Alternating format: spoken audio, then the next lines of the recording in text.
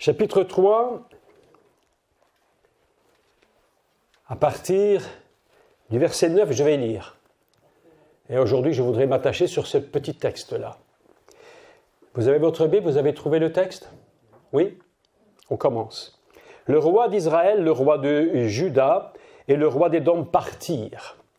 Et après une marche de 7 jours, ils manquèrent d'eau pour l'armée et pour les bêtes qui le suivaient. Alors le roi d'Israël dit, « Hélas, l'Éternel a appelé ces 3 rois pour les livrer entre les mains de Moab. » Mais Josaphat dit, « N'y a-t-il ici aucun prophète de l'Éternel par qui nous puissions consulter l'Éternel? » Il n'y en a plus, mais qu'est-ce qu'on va faire? Est-ce qu'il n'y a plus personne? L'un des serviteurs du roi d'Israël répondit, « Il y a ici Élisée, fils de Shaphat. » Écoutez bien la suite, et là c'est le secret. « Qui versait de l'eau sur les mains d'Élie? » Voilà ce qu'on avait retenu de lui. Celui qui était au service d'Élie. Celui qui avait appris à obéir, celui qui était capable de rester à côté du maître et de verser de l'eau sur ses mains pour qu'il puisse continuer son ministère. Voilà ce qu'on disait d'Élisée. On ne dit pas, oui, c'est un homme qui a fait beaucoup de miracles. On se souvenait d'Élie parce qu'il avait versé de l'eau, d'Élisée, parce qu'il avait versé de l'eau sur les mains d'Élie. Qu'est-ce qu'on dira de toi plus tard? Ah, c'est celle qui avait servi dans la mission. On ne dira peut-être même pas c'est toi qui joues du violon. On dira c'est elle qui accompagnait l'homme de Dieu pour faire le ministère. Mais c'est ça, mes amis, qui nous importe. Qu'est-ce qu'on va dire de toi demain? Qu'est-ce qu'il va rester demain? Mais si tu vis hors de la gloire, il ne restera de toi absolument rien. Et tout s'oubliera. Vous savez pourquoi on parle encore aujourd'hui de David? Pourquoi on parle de Samuel? Parce qu'ils ont su être des serviteurs. Ils savaient être au service dans la maison de Dieu. La gloire de Dieu, celle que nous demandons tant, dépend de notre action dans la maison et savoir comment nous servons Dieu dans la maison de Dieu. Mais je te dis la vérité. Qu'est-ce qu'on disait d'Élisée? C'est lui qui versait de l'eau sur Élie. Autrement dit, ce qui est absolument extraordinaire, c'est qu'on se souvenait d'Élie. Et qu'en fait, on se souvenait d'Élisée que de ce qu'il servait Élisée. Magnifique, non? Et tu ne trouves pas ça magnifique? Moi, je trouve ça formidable. Ça nous met un coup d'humilité, un beau coup d'humilité, pour ne pas nous prendre pour ce que nous ne sommes pas, parce qu'en fait, nous ne sommes que ce que nous sommes. Et en réalité, ce que les gens voient d'Élisée, c'était un homme fidèle, un homme qui était jusqu'au bout, un homme qui était au service d'Élie. C'est très important.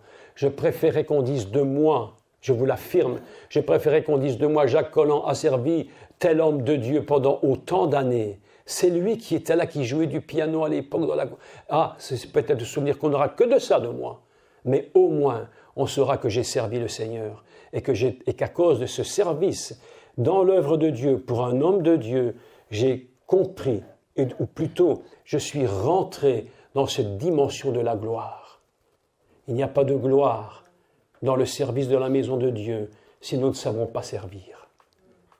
Il faut apprendre à servir un homme de Dieu, une femme de Dieu. S'il n'y a aucune honte dans la maison de Dieu, aucune honte dans la maison de Dieu que de balayer. Certains trouveront la gloire dans le balai. Un coup de balai. L'Église a besoin d'un coup de balai. Beaucoup de gens ont besoin d'être balayés. Un bon coup de balai ne fait pas de tort. Parce que le coup de balai, ça te donne de la gloire. Si tu refuses de balayer en te disant « moi je ne suis pas au niveau, moi je suis au-delà d'un manche à balai et d'une serpillière », si tu es au-delà de ça, tu as déjà raté l'introduction dans la gloire. Tout est fini pour toi, arrête, ne continue pas, tu vas faire du business et non pas l'œuvre de Dieu.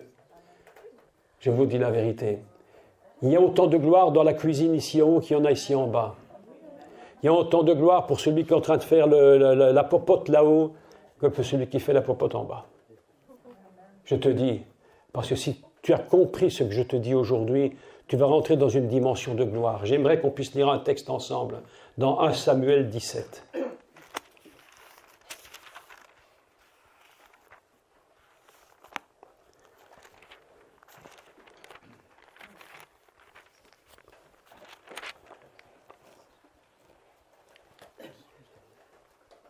Je crois que c'est 17, 16. C'était pas un Samuel, peut-être 2 Samuel, je me suis trompé peut-être.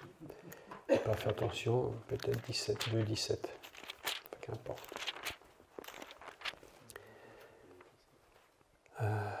J'ai pris la mauvaise référence, enfin qu'importe, bref. Qu'importe, à 17 peut-être, je ne sais plus. J'ai pris la référence rapidement et j'ai oublié peut-être d'inscrire cela, je ne sais plus. Enfin bref. Vous vous souvenez que Samuel, c'est un garçon, un enfant qui est né miraculeusement. Et son appel est venu du miracle. Sa mère a porté cet enfant, elle l'a porté chez Élie le sacrificateur, elle l'a déposé dans la maison de l'Éternel pour qu'il serve le Seigneur. Quelle était la fonction de Samuel ? La fonction de Samuel à l'époque, il n'y avait pas encore le temple. À l'époque, le temple n'existait pas encore. Quand on parle de la maison de l'Éternel, il ne s'agit pas du temple. C'est une construction qui avait été faite à l'époque, et sur cette construction, il n'y avait pas de toit, on avait mis des couvertures. Et c'est dans cette maison-là que servaient Samuel et le prophète. Le temple est venu beaucoup plus tard. Il est venu plus tard. Et enfin bref, David servait l'Éternel dans la maison. Et qu'est-ce qu'il faisait ? Le travail matériel. Il entretenait les lampes, il entretenait cette maison, il entretenait cet endroit. C'était très important. Il entretenait. Et voilà que Samuel, servant l'Éternel dans le matériel que beaucoup n'aiment pas faire. Que fait Samuel la nuit? Qu'est-ce qu'il entend? Dieu qui lui parle. Et lorsque la voix de Dieu se fait entendre à Samuel, c'est parce que Dieu avait vu en ce garçon quelque chose. Un garçon capable d'apprendre à obéir. Un enfant qui était qui était au service du sacrificateur. Est-ce qu'il y a une honte? Est-ce qu'il y a une honte à servir dans le matériel? Il y a cette vilaine habitude dans l'Église, cette très vilaine habitude, qui s'imagine que celui qui est en train de parler, qui a une apparence de stature, et on voudrait être comme lui.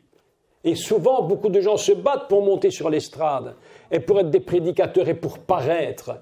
Mais quand tu es monté sur l'estrade et tu as paru, mais qu'est-ce que tu as en plus si tu n'as rien appris avant?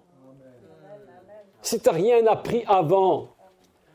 Un jour, un homme de Dieu, et je le félicite parce que vraiment, il avait une bonne idée. Il avait un jeune dans son église.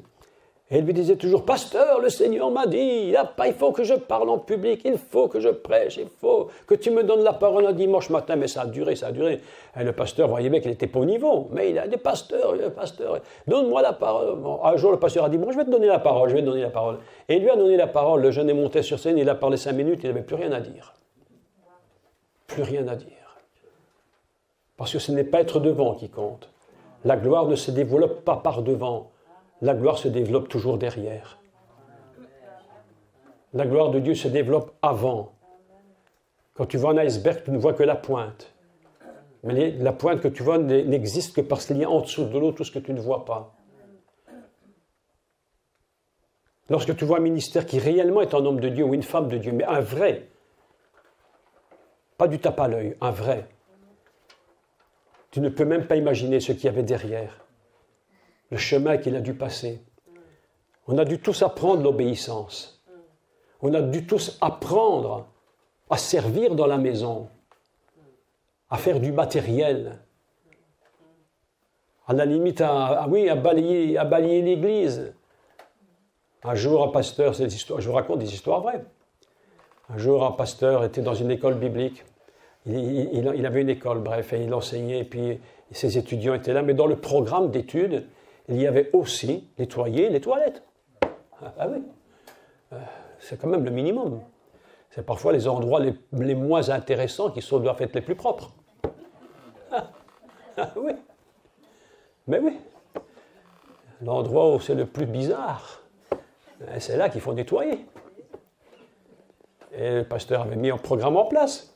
D'abord, il faudra faire les pelouses de l'école biblique, passer la tondeuse. Ça, c'est pas des études bibliques, ça. C'est passer la tondeuse, c'est un travail de jardinier. Mais c'est pas grave, puisque Dieu avait dit à Adam, tu seras jardinier, tu cultiveras la terre. Donc, même ça, il n'avait même pas compris. Et à un moment donné, le pasteur dit, écoutez, voilà, à tour de rôle, nous nettoyons les toilettes. Un jour c'est toi, un jour c'est toi, un jour c'est toi, les étudiants. Et on arrive à ce jeune homme, histoire vraie, hein. Et ce jeune homme dit au directeur de l'école biblique, oh non, non, moi, je suis venu pour étudier la Bible, pas pour nettoyer les toilettes. Ah, ok. Demain matin, 6 heures, tu dois être là pour nettoyer. Tu ne veux pas, il n'y a pas de problème, ne le fais pas. Et le lendemain matin, le pasteur s'est levé, enfin le directeur s'est levé, il a pris le seau, la toilette, et puis le produit de nettoyage, et le pasteur a nettoyé, le directeur a nettoyé les toilettes. Et ce jeune homme est arrivé, et il a vu le directeur qui nettoyait les toilettes. Et il était choqué. Et il s'est dit, mais comment? Moi, j'ai refusé que lui le fait. Et le directeur lui dit, mais je le fais parce que tu refuses de le faire. Et il faut le faire. Si tu n'es même pas capable de faire ce travail minimum, mais qu'est-ce que tu veux faire plus tard? Qu'est-ce que tu peux imposer à quelqu'un plus tard si toi-même tu ne peux pas le faire? Tu veux servir dans la gloire, mais la gloire, elle est derrière. Il y a plus de gloire dans nettoyant les toilettes que personne ne le voit que toi, que de parler en public et que tu n'en es pas capable. Je vous parle très simplement ce matin. On ne fait pas de la théologie, une grande théologie. On dit simplement la vérité. Tu veux servir Dieu, apprends à servir. Apprends à servir. Tu reproches que ta maison n'est pas en ordre. Et tu dis, ton épouse, ta maison n'est pas en ordre, mais toi-même, tu ne sais même pas faire la vaisselle, tu ne sais pas passer un coup de balai. Mais non, mais je te dis la vérité. Et tu dis, dans ma maison, il n'y a pas la gloire, c'est toujours la guerre. Mais comment veux-tu qu'il n'y ait pas la guerre? Tu ne sais même pas passer le balai.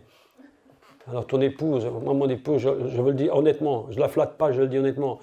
Moi je la félicite, je le dis.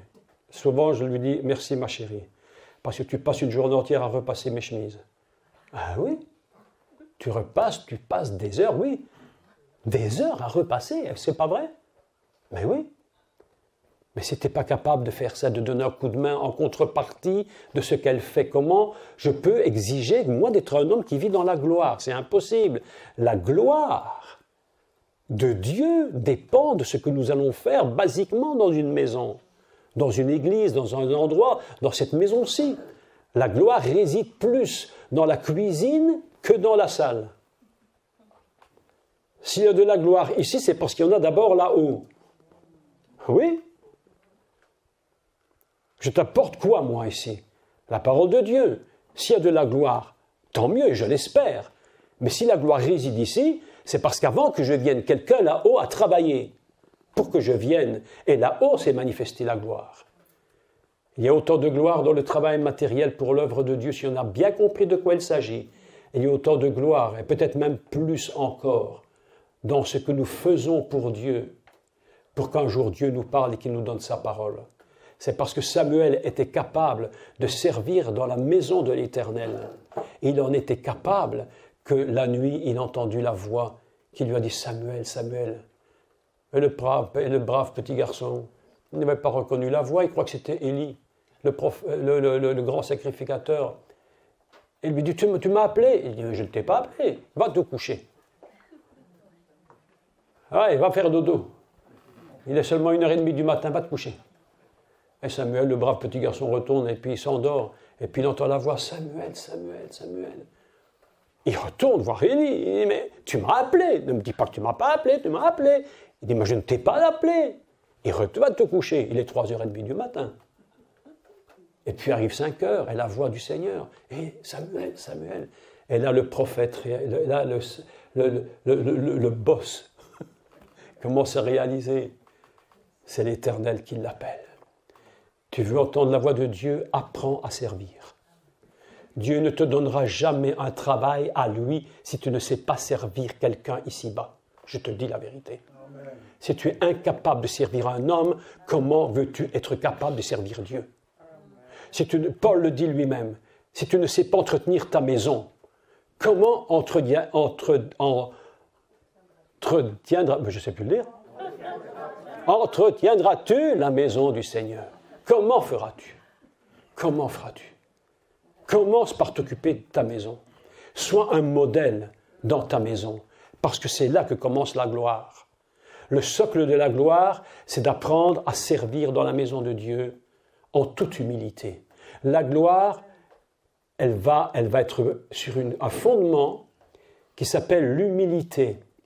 Parce que si tu n'avais pas d'humilité lorsque Dieu te donne la gloire, tu imaginerais que la gloire, c'est à toi. Dieu ne donne de la gloire qu'aux humbles. Il ne donne pas de gloire aux orgueilleux. La Bible nous dit qu'il résiste aux orgueilleux et qu'il fait grâce aux humbles. C'est-à-dire que si tu t'imagines que Dieu va te donner sa gloire alors que tu es un orgueilleux ou une orgueilleuse, Dieu ne te la donnera jamais. Parce qu'il va toujours dire, ce gars-là, si je lui donne ma gloire, il va croire que c'est lui. C'est pourquoi il veut que tu apprennes à servir ici-bas avant de servir en haut. Ne sois jamais honteux de ce que tu fais pour le Seigneur. Sois jamais honteux, il n'y a aucune honte. Il y a des temps où nous servons les autres et des temps où les autres nous servent. Il y a des temps où nous sommes serviteurs des autres et des temps où les autres sont serviteurs de nous. Oui, c'est vrai. Même le Seigneur l'avait compris. Même Yeshua avait pratiqué cette chose. Avant la Pâque, il est venu, la Bible nous dit qu'il a tiré ses vêtements et il a lavé les pieds de ses disciples. Il n'était pas obligé, vous me direz. Mais pourquoi l'a-t-il fait? Est-ce que c'est simplement pour montrer que je suis quelqu'un de... Non, c'est parce qu'il était dans l'attitude de celui qui est capable de servir. Il est serviteur. Mais à d'autres moments, tu remarqueras très bien qu'il ne fonctionne plus du tout comme ça. Cette histoire du lavement des pieds, c'est une histoire absolument fantastique. Une histoire absolument fantastique. Il y a deux récits dans cette histoire. Deux idées. La première, c'est le Mashiach qui vient et qui se met au niveau de ses disciples, plus bas que ses disciples. Et il devient leur serviteur. Et eux deviennent les patrons. Ah! Et le Mashiach est en train de leur dire, regardez, je sais servir. Si je ne sais pas servir, je ne suis pas digne d'être le Messie et de servir Dieu. Donc je sais vous servir. Je suis le serviteur, il se déshabille, il nettoie les pieds de ses disciples, et puis tout à coup l'histoire bascule. L'histoire bascule. Écoutez bien la suite. Elle est absolument incroyable. Extraordinaire. Et Pierre, comme d'habitude, le sanguin, le gars qui est toujours prêt à dire les quatre vérités, les choses, il est tellement content, il est sur la chaise là, et Jésus est à ses pieds. Et il donne son pied gauche, puis son pied droit. Et Yeshua lui nettoie les pieds. Et Pierre dit, oh Seigneur, non seulement les pieds, mais encore la tête. Et Jésus lui dit, là tu as dépassé la limite, mon pote. Les pieds, ça suffit. Est-ce que c'est ça qui est écrit, oui ou non? Mais oui. Ça veut dire qu'il y a des moments où tu sers et des moments où tu dois être servi. Mais si tu ne veux pas apprendre à servir, ne demande pas aux autres ne demande pas que de toi-même tu puisses que toi-même tu puisses servir. Il faut que les autres apprennent, que tu apprennes à servir pour un jour être servi. C'est ça le secret de cette histoire. Alors on est dans les églises, un jour j'étais dans une église incroyable, mais la pire que j'ai vue de ma vie. Je crois qu'il y a des églises terribles, mais il y en a des très terribles. Il y en a des catastrophes, mais il y en a, ce sont véritablement pire que des catastrophes, ce sont des effondrements totaux. Je crois que je ne veux même pas vous dire de quelle nationalité c'était, mais c'était incroyable, incroyable. Et alors on arrive là dans l'église, oh mes amis, et moi j'étais pas au courant, Est-ce qu'ils ne commencent pas à faire le lavement des pieds? Je dis, mon Dieu, ce matin, est-ce que je me suis lavé les pieds? Première question, évidemment. Évidemment. Claire ne rigole pas, comme ça. Je me dis, mais mon Dieu, où est-ce que je suis tombé ici? Ils ont fait un lavement des pieds. Mes amis, je ne te raconte pas d'histoire. Si tu avais vu l'histoire, et après le lavement des pieds, c'est passé à... Ils faisaient la quatre pattes, il y avait des gens... Ils faisaient la Sainte Seine à quatre pattes. J'ai dit, mon Dieu, je vous dis la vérité, je ne vous raconte pas une plaisanterie, c'est vrai de vrai. Une vraie de vrai, hein. Tu n'étais pas venu, tu étais avec l'église brésilienne, là, avec Fabiola. Et j'étais dans cette église. Je dis, mais qu'est-ce que je fais dans cette histoire? Un folklore, un carnaval. Je me dis, mais c'est pas possible, on est pour le mois d'octobre, c'est pas carnaval. C'était incroyable. Je me fais laver les pieds. Après, ils me font une Sainte Seine à quatre pattes. Je me dis, mais quand ça va se terminer, cette histoire-là? Et après, c'est moi qui devais prêcher. Mais attends, tu vois bien, le pasteur était tellement dérangé que c'est lui il a prêché avant moi pendant 1 heure. Et il ne devait faire que l'introduction. Et comme tu sais que moi, je ne parle jamais 5 minutes, j'étais déjà à bout de souffle. Après 1 heure, j'en pouvais plus. On m'avait lavé les pieds, on m'avait marché à 4 pattes. Le gars parlait pendant 1 heure. Moi, je dis, mais je fais quoi dans cette histoire? Mes amis, il y a des églises, c'est du folklore, du véritable folklore. Il faut arrêter tout ça. Il faut maintenant être un peu sérieux. Qu'est-ce qu'on fait dans la maison de Dieu? Comment sert-on le Seigneur? Comment est-ce qu'on le sert? Est-ce que nous sommes des véritables serviteurs? Voulons-nous être des patrons ou des serviteurs? Même le Machiar lui-même est serviteur. Vous savez que le chandelier que vous avez ici, là, juste devant vous, la branche qui est au milieu, c'est le tronc qui est au milieu. On appelle ça le shamash. C'est-à-dire, c'est le serviteur. C'est le serviteur. Et c'est lui qui, en tant que serviteur, nous tient. Mais ça paraît complètement fou. Est-ce que ça ne devrait pas être lui, le patron, et nous, les serviteurs? Oui ou non? Mais vous savez pourquoi c'est lui qui est serviteur et que c'est le serviteur qui nous tient? C'est parce qu'il est serviteur de l'Éternel. Et l'Éternel lui a dit, tu soutiens mes branches. Et lui, en tant que bon serviteur, il se tient là, il soutient les branches. C'est son job. C'est pourquoi la Ménorah, c'est toute une histoire incroyable. Mais malgré tout, dans la Ménorah, il y a quelque chose d'absolument extraordinaire. Regardez bien. Ici, on a une Ménorah. Cette Ménorah, elle est extraordinaire. On n'a même pas trop... Il faut vraiment comprendre. Tu peux remarquer que le shamash est au milieu. Et sur le shamash, il y a 3 branches et 3 branches. Il y aurait beaucoup expliqué que les 3 branches, ça représente quelle lettre de l'alphabet hébraïque? Le shin. Et en vis-à-vis du shin, tu as son vis-à-vis, tu as 3 branches, c'est le shin. Ainsi, nous avons déjà une image absolument extraordinaire que le shin, le face-à-face, va être soutenu par un tronc au milieu qui va donner 7. Ainsi, nous avons une image. Mais ce que je voulais vous dire maintenant, c'est que si tu regardes la Ménorah, tu vas constater que même la branche du milieu n'est pas plus haute que les 3 autres, que les 6 autres. Tout le monde est au même niveau. Et là, nous rendons compte que si tu n'es pas serviteur, tu n'es pas digne de te trouver au milieu. Le serviteur est ici pour soutenir. Et sa lumière ne brille pas plus que les autres. Dieu a tout mis au même niveau. Lorsque Yeshua dit au peuple d'Israël, « Vous êtes la lumière du monde », vous imaginez ce qu'il leur dit? Vous êtes la lumière du monde. Autrement dit, cette lumière que vous êtes, vous les 6, en réalité, elle a la même hauteur que la mienne. Vous êtes le sel de la terre. Mais si le sel perd sa saveur, à quoi sert-il? Et là, Yeshua va dire une chose terrible. Si tu n'es pas en réalité un serviteur qui a bien compris qui tu es, tu perds ta saveur. Et si tu perds ta saveur, Yeshua va dire une chose terrible au peuple d'Israël. Il leur dit, si le sel perd sa saveur, si la lumière ne sert plus à éclairer, il dit, elle n'est plus bonne à rien et qu'à être foulée aux pieds par les nations. Israël, triste à dire, terriblement triste à dire, Israël a perdu le sel de ce qu'il était pour le monde. Eux qui devaient apporter la lumière au monde, ils ont raté le but. Et aujourd'hui, nous ne devons même pas nous étonner que le monde est en train de fouler aux pieds cette nation. Mais le jour où ils vont retrouver le goût et que le sel d'Israël va retrouver son goût, le jour où la lumière d'Israël va se retrouver brillante, où les flammes vont brûler, mes amis, plus personne n'aura le droit de toucher à ce peuple. Plus personne ne touchera à Israël, parce que la prophétie sera accomplie. Vous êtes la lumière des nations.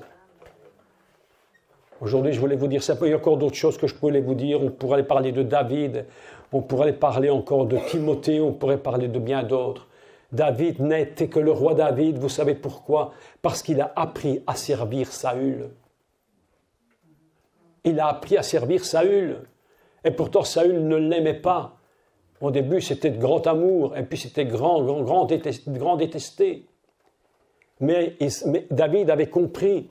Et lorsqu'il a eu l'opportunité de même tuer Saül, il a dit « Je ne toucherai pas au oint de l'Éternel » parce qu'il avait appris à servir dans la maison du roi. Mais qui est devenu roi? David. Tu peux avoir l'appel. David était appelé avant. Il avait reçu l'onction royale. Mais ce n'est pas pour ça qu'il était roi. Tu peux recevoir l'onction de quelque chose, ce n'est pas pour ça que tu vas automatiquement rentrer dans un ministère. Les gens se trompent. Tu peux croire que tu es prophète dans la meilleure des cas, tu peux l'être, mais ce n'est pas pour ça que tu seras vraiment un grand prophète, ça ne veut rien dire. Mes amis, aujourd'hui, voilà ce que je voulais vous dire. Si tu veux la gloire, apprends à servir. Et quand tu t'es mis dans le service, sois fier de ce que tu fais. Et ne te sens pas humilié et en dessous de ce que tu es réellement. Pas en dessous, tu es ce que tu es. Dieu t'utilise comme tu es dans la maison de Dieu. Et là se trouvent les socles de la gloire de Dieu. Et c'est dans ton travail matériel, peut-être même, que Dieu te parlera. Avant même d'être prophète, Samuel, il était un enfant et Dieu lui parlait. Alors mes amis, ce matin, je vais clôturer en vous disant ceci. Si tu veux la gloire, apprends à servir dans l'humilité. Apprends à servir dans l'humilité. Mets-toi au service de quelqu'un. Fais quelque chose dans ta propre maison. Apprends à servir ton conjoint. Inversement, apprends à servir ton épouse. Apprenez à servir dans l'humilité. Et là, la gloire de Dieu va se manifester. Et tu commenceras, si tu persévères, à rentrer dans cette gloire. Et c'est cette gloire-là qui fera de toi un homme et une femme de Dieu véritable. Amen.